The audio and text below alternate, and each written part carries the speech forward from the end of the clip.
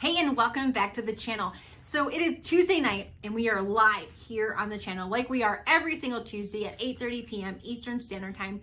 So if you are on here live with us, hey, I would love to hear where you're listening from, where you're watching from. And if you are watching the recording, a big hello to you too. And I would also love to know where you are watching the replay from or watching the video from. Tonight we are going to be talking and we are going to be continuing our series that we started last week on preparation. And we're going to be here over the next couple weeks because this is really one of those parts of weight loss that's not glamorous. It's not like the sexy part. It's not the part that most of us think of when we think of weight loss. But if you watch last week's video, one of the things we talked about is you won't have what you don't prepare to have. And most of us start a diet, we start a weight loss program, we join the gym, we start working out, we start a weight loss program because we want to lose weight, right? Like that's the reason why we start a weight loss program. However, what we typically tend to focus on is the weight loss and the actually doing the weight loss. And what gets forgotten a lot of the times is the preparation to lose the weight. And so many times we jump right over this step and we jump into the program expecting success. But when preparation meets opportunity is where the magic happens. Not just when there's opportunity. Have you ever jumped into opportunity before and put no planning into it and it really fails miserably? It's like down in a flame of goes down in flames. I've done that so many times. And again, most people skip right over the preparation stage and they skip right to the results. They don't prepare for success. They don't prepare to have results, but yet we expect results. And unfortunately, we spend way too much time doing that. And if you're not preparing for success, then what you're doing is throwing a bunch of crap against the wall and hoping something sticks. And so last week we talked about preparation. We talked about why preparation is so important. And in a lot of areas, we do prepare. Like, I oftentimes think about people getting married and weddings. You think about how much preparation for most people goes into a wedding. How much preparation, how much time do we spend preparing, for that one day, those hours where we're going to say I do. And, arguably it's a really important day. But also arguably your health and your weight is really important. I mean, it's the single biggest determining factor for you not going bankrupt and for living a long life. But we put more time and effort into preparing for one day, one wedding than we do our health. Same thing with vacations. For most people, they spend more time and effort preparing for a vacation than they ever spend preparing to lose weight. And so it just kind of puts it into perspective that this is an area that gets forgotten a lot or that we don't focus on that we really should. And so last week we talked about food, preparing food, meal prep, getting junk out of your house. And I will link that down below. If you have not watched that, I will link that in the description box so that you can go back on it, so that you can go and watch that. Today, we are going to be talking about fitness, and we're going to be talking about your destination, like preparing for where your destination is. And if you happen to throw fitness into this equation, which I'm a big advocate of, I believe when you combine fitness is like that magic component that gives you youth. It turns your just weight loss into, in my opinion, when you look at before and afters, actually it's not my opinion, it's the fact. When you go look at before and afters, the people that have lost weight with fitness being a part of that have the most jaw-dropping, the most what transformations. When you look at the hottest people on the planet that have aged the best, they all have one of their secrets to aging well is fitness. For a lot of years, I would look at Jennifer Lopez and I would be just like, dang, girlfriend, like if I could get some of those genetics, and I'm not saying she doesn't have good genetics, but the chick spends time in the gym 5 to 6 days a week. So it's not an accident that she looks that well. It's by preparing and planning. So first and foremost, let's talk about fitness, working out, if that is going to be a part of your weight loss journey. Okay. So how do you prepare? Let's just say you've decided that fitness, sorry, this red lipstick is proving to be a pain in my rear end. If you have decided that fitness is going to be a part of your weight loss journey, your health journey, going from where you're at to where you want to go. So what does preparing for that look like? I map mine out, and I map my entire year out of fitness ahead of time. So when the year starts, like when we cross into a new year, I know what my next year, what workouts I'm going to be doing for that entire next year. I work out from home about 30 minutes a day, 6 days a week. And I have been working out from home since I started my weight loss journey. When I realized that me going to the gym probably wasn't the wisest thing with 3 kids, and if me being fit or working out had to depend on me making my way to the gym with 3 kids and me making time for that, it probably wasn't wise. I decided to start working out from home. And arguably, I would say unless you're a fitness professional and you know what exactly to do, or unless you're paying a trainer to write a workout program for you, I get a better workout at home with my home workouts than most people will get going to the gym. Why? Because I'm still working out with an expert. I'm still doing an expertly designed workout, but my commute is walking down my stairs to my basement, and that's it. So what does it look like when it comes to preparing? Well, you need to at least have a 30-day minimum, a 30-day calendar of what workouts you're doing and when, even if you're going to the gym. Because what most people do when they walk into the gym is they look around and they go, let's get on the elliptical for a couple minutes. Let's get on the treadmill. Let's lift some weights. And they just walk in, and yes, that's better than nothing, but it's not preparing to have success. Again, if you are going to do it, we might as well maximize your results that you're going to get from doing it. Because if you don't maximize your results, you're going to get frustrated because of lack of results. And frustration leads to quitting, which is never get you to your goal. So at least a 30-day calendar of what you're going to do. And so I have I know this month what workouts I'm doing. Maybe I'm doing cardio this day. Maybe I'm doing legs. Maybe I'm doing shoulders. Maybe I'm doing arms. I know exactly what I'm doing every single day. And for me, it's pressing play on a workout. I pay $99 a year to stream all these workouts, and I get access to everything from Pilates to yoga to cardio to HIIT training to weight training to strength training to all those things, to Tabata. You name it, I get access to it. Someone's going to ask, I will link that down below too. It's $99 a year and I get access to all of that.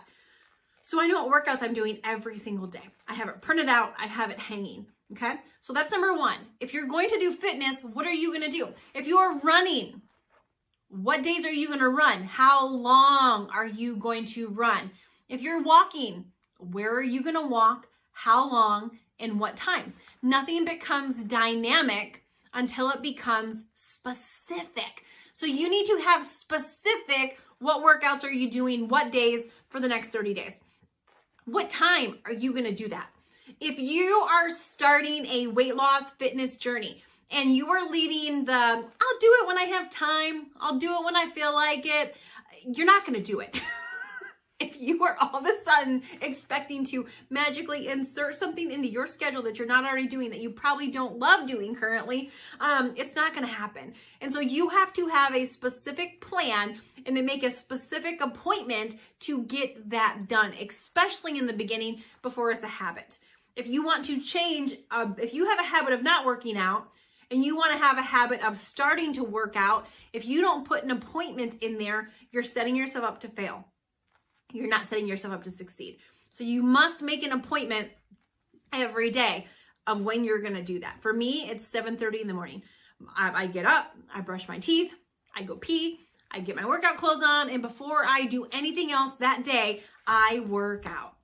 I work out. My kids know that when mommy's working out, unless there's an emergency, no. If you're thirsty, get some water. If you're hungry, make some food. If you need mommy, it's got to wait until my workout's done. And a 30-minute workout is only 2% of your day. That is it. That means you have the rest of your day, 98% of your day left to do whatever the heck you want. So what workout are you doing? What time are you doing it? What are you wearing to work out? The night before, you should have your clothes set out. And this is when you're preparing, what you're doing is you're removing the obstacles that are going to keep you from hitting your goal. So it's preparing for success. Leaving nothing to chance. removing obstacles that have stopped you in the past. For me in the beginning, it wasn't enough just to have my workout clothes set out. The first couple of weeks, I would sleep in them. So I would like go to bed in my workout clothes and I would wake up in them. And so it was like the very first, like I had my workout clothes on.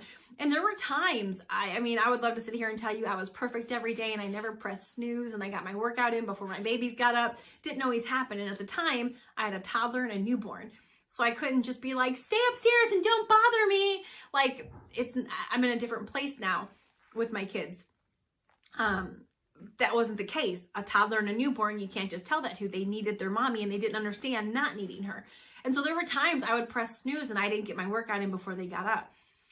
So there were times at 11:30 at night when everything was settled down, I was making that commute down to my basement to get my workout in.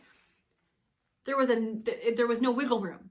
I was going to get my workout in whether I had time or not. I was going to make the time. It was a non-negotiable, like brushing my teeth. I don't like brushing my teeth, but I do it. Why? Because I don't want to lose my teeth.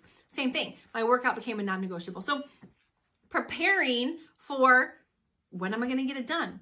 Where are you going to work out? Where in your home are you going to work out? I started working out in my living room on hardwood floors.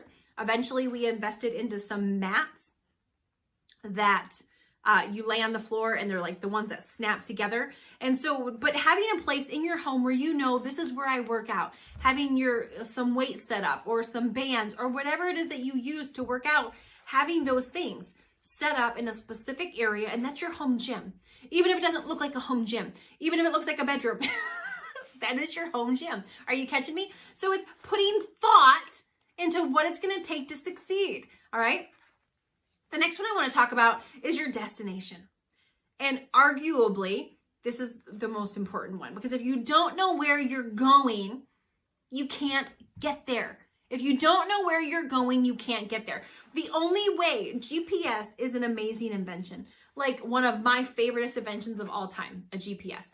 Like it beats the snot out of having to use map. Like I can remember back in the day, even when MapQuest came about, you would MapQuest where you were going, and then you would have to print out all the directions and follow them to wherever you were going. Like there was no correcting you if you missed your turn. Like you had to, like it wasn't like the broad on your GPS that says like, make a sharp turn, make a U-turn now. None of that happened. And so, but a GPS is useless unless you know your destination, unless you know where you're going. You can't navigate to a place unless you know where you're going. You can't aim for something if you don't know what you're aiming for. You can't shoot at something that you don't have a goal for. If you aim at nothing, you will surely hit it. So think about every sport. There's always a end zone. There's always a goal. There's always a way that you win or lose. In basketball, it's getting the ball in the hoop. It's scoring a goal. In football, it's getting the ball in the end zone or through the field goal posts is scoring. In soccer, it's getting, and in hockey, it's getting the ball or the puck into the net. In every sport, there is a end goal that they're playing for. And that's how they win. They score goals. And so if you were to put a basketball team on the court and there was no basket, there was no round rim with a net hanging, and there was just men with a ball, there would be no point because they'd have no goal to shoot for. The whole point of the game, the whole reason they run all the plays in practice is to get good at scoring goals because they have a goal. If you have a goal, if you don't have a goal, you are aiming at nothing. You are shooting for nothing. It's like trying to use a GPS without an end destination. You've got to have an end destination. Here's where you're starting. Here's where you're going. You can't make a plan of action to get there. You can't draw up a course. The GPS can't tell you how to get there if you don't know where you're going. Again, nothing becomes dynamic until it becomes specific. And so this is where you have to, all preparation takes time. It takes planning. You know, we did a video a while back where we talked about the investment of weight loss. It takes two investments. It takes an investment of money. You're not going to get out of it without investing some money. And if anyone tells you you are, well, I don't really know. No, you're not. It's going to take an investment of money.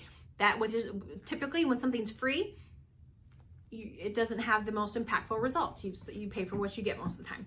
So you're going to have an investment of money, and then it's going to be an investment of time. You're going to have to make the investment of time.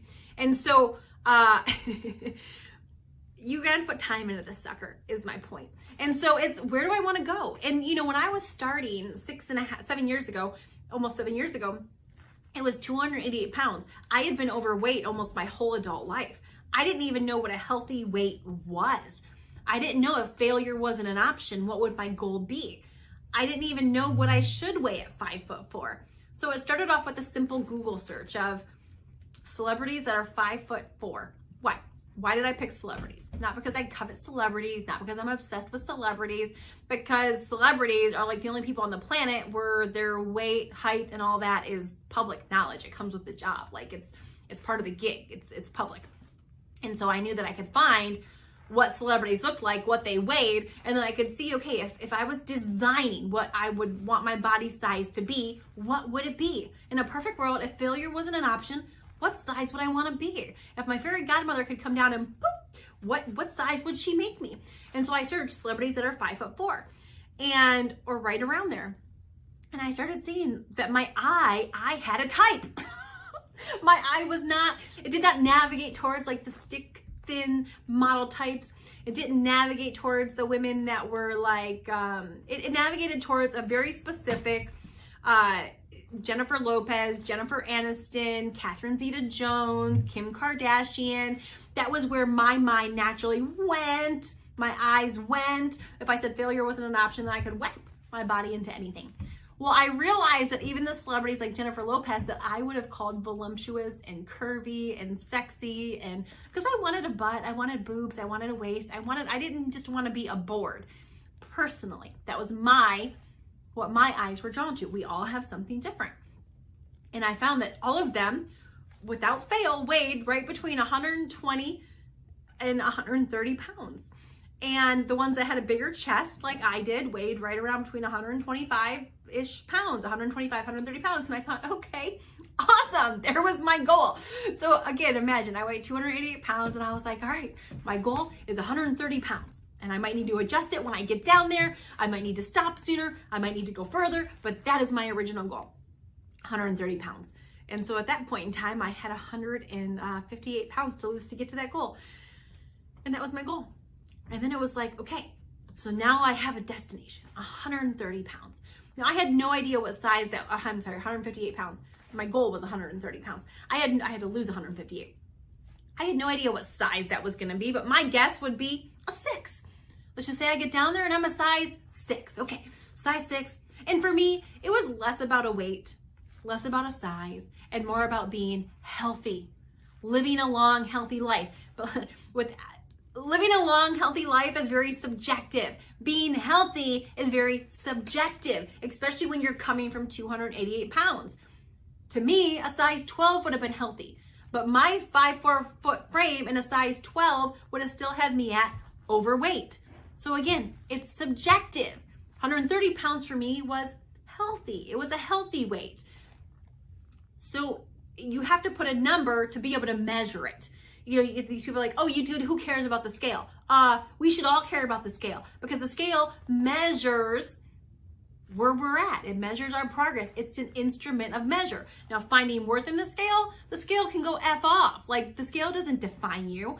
The number on the scale doesn't define you. It's not your worth. It's an instrument of measure. Period. End of story.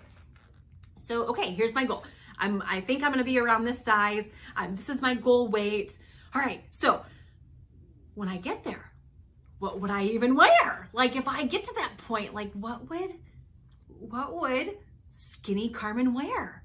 Like what would healthy Carmen wear? Like I certainly wouldn't wear Spanx under everything. So then it was Pinterest. I had a private Pinterest board that said skinny Carmen clothes. And back then I used the word skinny because I had never been called skinny ever. And I so desperately wanted someone to say I was skinny because I had never heard it. And so like now I could give her a bless about skinny because there's people that are morbidly obese that are unhealthy and there's people that are skinny that are healthy. My goal is healthy. I want to be the best version of myself and I want to be healthy. But back then, the morbidly obese self wanted someone to say that I was skinny because I had never heard that. So I had a Pinterest board that said skinny Carmen clothes. And I would go on and I would actually search skinny clothes. I would search skinny jeans. I would search over the knee boots. I would search, no Spanx outfits, like all the things that I wanted. And I started a Pinterest board and I would add clothes to that board of things I wanted to wear when I got smaller. On date nights, I can remember going on date nights with my husband, and I would, far before I could ever even fit into clothes in a regular department, we would walk around and I would say, do you mind if we just walk around the mall and can I see what you like, you can see what I would like. And so here I still was, a plus size woman walking around the skinny girl clothes. I'm like, I don't know, when I get smaller, do you like this dress? Do you like this bathing suit? Do you la da da da da da da? And it had to have been so weird for my husband. It was the most bizarre thing, but it was helping me prepare for where I was going. It was preparing for my destination. It was making it clear where my destination was, where my end goal was. If you don't know where you're going, you can't get there. If you shoot at nothing, you will surely hit it. And so most of the time we want the end goal, we want to get to the destination, but we spend no time preparing for what that even looks like. And I'm going to say it again, that in which we don't prepare for, we will not have. When opportunity meets preparation, magic happens. And you can try to fight me on this, and you can try to be, the oddball who beats the odds.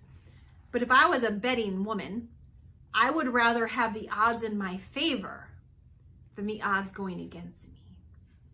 I would rather have set myself up for success than set myself up for frustration and failure. And when you prepare to have success, when you prepare your food for the week, when you get rid of all the junk, like we talked about last week, when you prepare for the fitness portion of your weight loss, for the fitness portion of your health, even if you're not trying to lose weight, if you're just trying to be healthy, activity is a big part of that. Part of aging is losing muscle. Period, end of story. By the time you're I think it's 40 some years old, you've lost 40% of your muscle mass, I believe are the numbers. It might even be higher than that, but that's a minimum. If you don't do nothing to combat that, this is why people that get older and they don't have any fitness in their life get weaker. I'll see people on the airplane that, can't even lift their regular size suitcase in the overhead bins because they've lost muscle. And if you're doing nothing to combat that, well, you're just losing muscle is the truth. And so having a plan to have fitness in your life is just being healthy. It's doing your part to combat the natural part of aging that just strips our muscle away. We will never gain muscle on our own. We have to do something to gain muscle. It's just how it works. And so if you don't have a plan and you haven't prepared for what that looks like, if you haven't put in the work to have a plan for your fitness, you won't do it. If you don't put any preparation into your destination, into where you're going, think about a vacation. Think about how much time and effort you spend planning the vacation, where you're going, how you're going to get there, where you're going to stay, what you're going to do while you're there, what you're going to eat, who you're going to visit, how long you're going to stay, when you're leaving, when you're coming home, who's going to watch the dog, the cat, the kids. Think about how much time we spend preparing for the destination of a vacation. But how much time do we spend preparing for the destination of our health? If you put as much time into the destination of your health as you did your last vacation, you'd have a mighty different result. So when opportunity meets preparation, magic happens. There's opportunity all around us to have a better health, a smaller waistline, a smaller backside, a smaller number on the scale. There's opportunity all around us. But if you're not doing your part in preparing, you're not in position to take full advantage of the opportunity. But when you change this one piece and you flip the way you think and you start preparing for the opportunity that will surely come with your health, that will surely come with your weight. You know, right now we are in our pilot season of the biggest transformation. We're working with 7 people and journeying with them through this time, this 12 weeks of them losing weight. In the first 2 weeks, the prep week and week 1, these people lost 73 pounds or something like that. 7 people in 2 weeks lost 73 pounds. Crazy. Why? Because they prepared for success. These same 7 people that have the 2 weeks prior to that, nothing. Same people. The 2 weeks prior to this, nothing. Turn around 2 weeks later, 73 pounds. Why? What was the difference between them 2 weeks and the other 2 weeks? Preparation. They prepared to have success, and so they are. And so anyway, make sure to watch that, by the way. It actually airs tomorrow at 12:30 p.m. Eastern Standard Time. It premieres every single Wednesday at 12:30, and you will get to watch the next week of their journey. They weigh in live, and they're an amazing 7 group of people that are being vulnerable. They're putting it all out there. For many of them, they're overcoming what's decades of battling weight loss. It's very powerful. And so with that being said, if you have not hit the subscribe button yet, if you have not rang the notification bell, if you have not taken that like button, the thumbs up button, and smashed it and give this video a thumbs up, please make sure to do that. That helps give this message, the messaging on this channel, it helps get it out there to a world where more than 70% is overweight and they don't want to be. And so it takes you 20 seconds, it costs you nothing, but it helps us immensely just by subscribing, ringing the notification bell, and giving the video a thumbs up and sharing the knowledge. So anyway, thank you so much for watching tonight. We will be back next Tuesday, and we will be finishing up this series on preparation. And so don't miss that. Thank you so much for watching. We will see you on the next video, and we'll see you hopefully tomorrow at 12:30 for our next episode of The Biggest Transformation. So thanks for watching. We'll see you later. Bye.